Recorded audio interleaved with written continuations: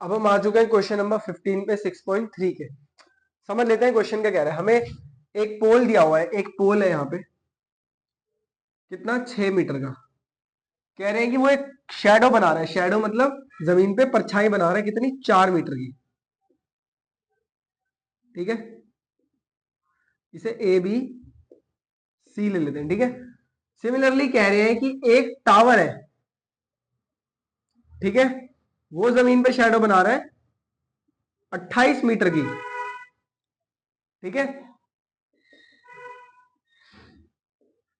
वो कह रहे हैं आप इसकी हाइट निकालो। इसको हम पी क्यू आर ले लेते हैं। ठीक है, ठीक है।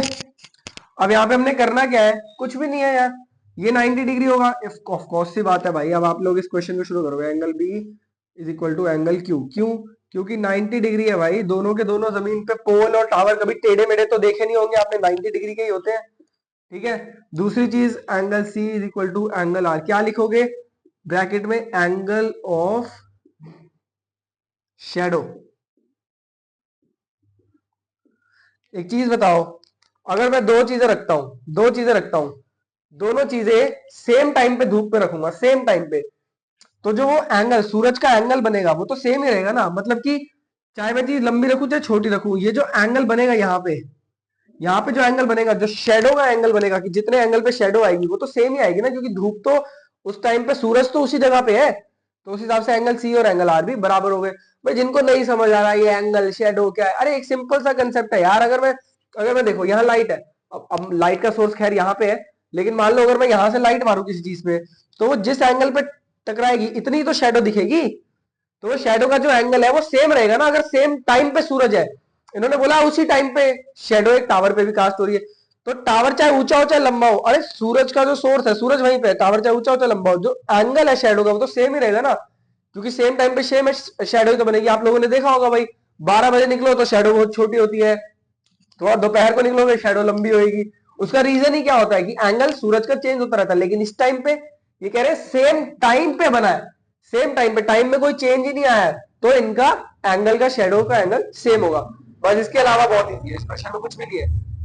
Triangle A B C similar कर देते हैं triangle P Q R by A A similarity. उसके बाद क्या है, ए बी अपॉन में P Q is equal to B C upon में क्यू आर। क्यू भाई? Q C P S T, A B P Q B C, A B upon में P Q. और मैंने ये ए सी क्यों नहीं लिखी, क्योंकि हमें चाहिए ही नहीं भाई, हमें तो ये निकालनी है ना। एकदम फर्स्ट क्वेश्चन पे पहुंच जाओ, 6.1 6.2 6.3 के स्टार्टिंग के क्वेश्चन से ऐसे सिमिलर दे दिए, फटाफट निकाल दो इसकी साइड। 6 बाय क्वेश्चन मार्क को एक्स ले लेते हैं, एक्स भी क्या लेना, पी क्यू ही ले लेते हैं, is equal to B C कितना दिया हुआ है हमें 4, 6 बाय डैश 4 बाय 28।